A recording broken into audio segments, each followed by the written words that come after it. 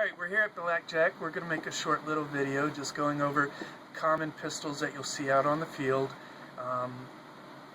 pros and cons about them, and just some basic maintenance to keep them out on the field with you. To get started, you do need a couple tools. You're going to need some pin punches.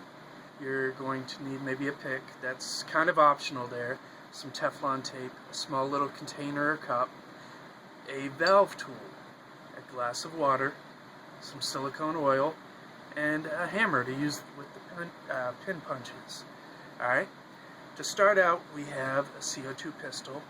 These have been gaining popularity here lately. They work better in the cold weather, which makes them a little bit more consistent because the weather isn't going to mess with your FPS too much. They kick a little bit harder. They're a little bit less efficient when you're talking in terms of price for the gas, but you do get more per mag with the canister. You're probably going to get 3 to 5 mags worth from one CO2 canister. To maintain these pistols, it's actually pretty easy to start off with. You just need a little bit of silicone oil, and what's really important is you have a gas chamber here. You want to get all around that with some silicone oil.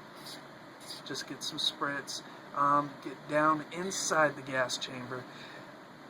Now, the next part is a little bit easier if you break it down. You want to get the slide. You don't necessarily have to break it down to do that, but we're going to do that just to be thorough.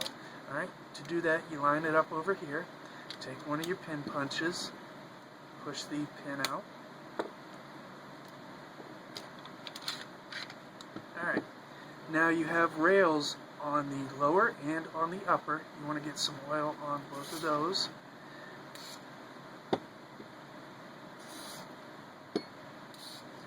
And just a spritz or two down into the trigger grouping.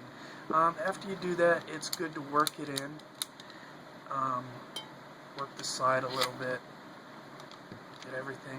And during reassembly, you might have to press some of the sears down to get everything lined up so that you can get it back together. So get everything back together, work it in there, and wipe away any excess oil. Alright, as for the mag, it's usually pretty simple. With no gas in it, get a spritz on the release button, get a spritz on the release area, work the oil in. Before you put CO2 into it, get a spritz there. That way oil is going down through the system, keeping things from drying out, which causes leaks. Again, wipe away any excess. Alright, now if you maintain these really shouldn't leak too bad. I mean, CO2 is harder on the seals, so eventually they're going to fail. But if you feel like some of the seals have dried out, what you could do is you can remove the valve using the valve tool. And on this one, you just have one O-ring. This is where the cup comes in. You would just drop that O-ring in the cup, get some silicone oil in there, let it sit for a while. If it just started failing, sometimes 15 minutes is enough. If it's really dead and you really want to give it its best chance for survival, give it an hour or two and put it back on, get it back assembled. That's really all it takes to breathe some new life into some of your O-rings, if it comes to that. If that doesn't work, sometimes it's time to just replace that valve. Moving on, we also have green gas guns. Now, green gas guns are good because they're not as hard on the seals. They're a little bit less consistent, more controlled by the weather. The gas is more affordable, if that's something you consider. But the real bonus, in my opinion, is the fact that there's a lot of parts out there for green gas guns. They're easier to maintain, in my opinion. Again, to maintain the gun itself, it's very simple. You're going to lube that same gas chamber. Alright. And you want to get all around it, get inside, get the rails again. So all of that is the same. Alright. What really differs is when we move to the mag. And mag itself has a little bit more going on internally to maintain outward. And hold on, a little bit of gas. Again, get some oil in the release valve, work it in. Now, the gas with this will generally keep this looped because most people use green gas. If not, most people mix silicone oil in with their propane, which takes pretty good care of that valve. If you feel it needs a little bit more, you can get a spritz on there before you fill it, and that'll help. But this is a big complaint with green gas guns, is they leak because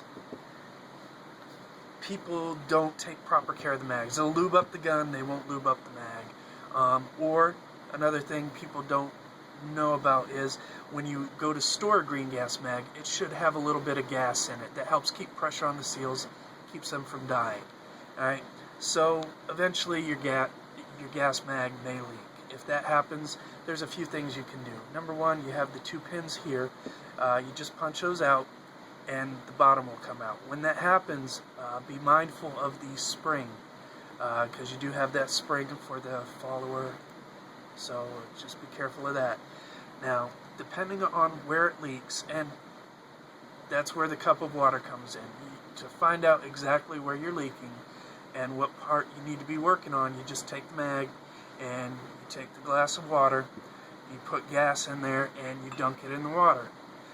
You find out exactly where it's leaking, and that tells you which part of the mag you're going to be working on. If it leaks from the top of the mag, back here, it's going to be this valve. This valve has 3 rings. The simplest way to deal with the release valve is just to give it the silicone oil dunk that I did with the other release valve O-ring. Except with that one, I just dunked the whole valve. I find that works rather well. Again, same thing with the fill valve. I find a silicone valve works well with that. Now, here's the most common leak point and where most people have their downfall, because they'll think it's the fill valve when it's coming out of the bottom. But usually it is this seal here. And the best way I've found to seal this up is take this O-ring off, give that the silicone bath. That'll breathe new life to the O-ring, but that doesn't always, matter of fact, it doesn't usually seal this part back up. What you need to do, and I've already done it here, is take some Teflon tape and go 1 or 2 wraps around the base of it with the O-ring off it. And that's the important part, because you're shimming that O-ring out. The O-ring is still going to be what seals this up. Alright, so you get 1 or 2 wraps with Teflon tape and put the O-ring back on. Now what's important is you don't want the Teflon tape going to this lower part. You can, but it makes it harder to get the base back into the magazine. What you want to do is you want to wrap it so that the excess is up here above it. Alright, if you do that, usually that will seal it back up no problem. If it doesn't, you can go an extra wrap or 2. If it becomes too hard to get into the mag, then perhaps it's time to think about replacing something on the magazine. That's pretty much what it comes down to. As you saw, you really have more seal points on the green gas, but you have a lot more options to seal them up. That being said, alright, I really prefer green gas guns. They do have more options. In my mind, they're more repairable. With CO2, once it blows out the seal's kind of dead. And that's what it comes down to. If you have any questions, hit us up on Facebook, post a comment. We'll try to answer it best we can.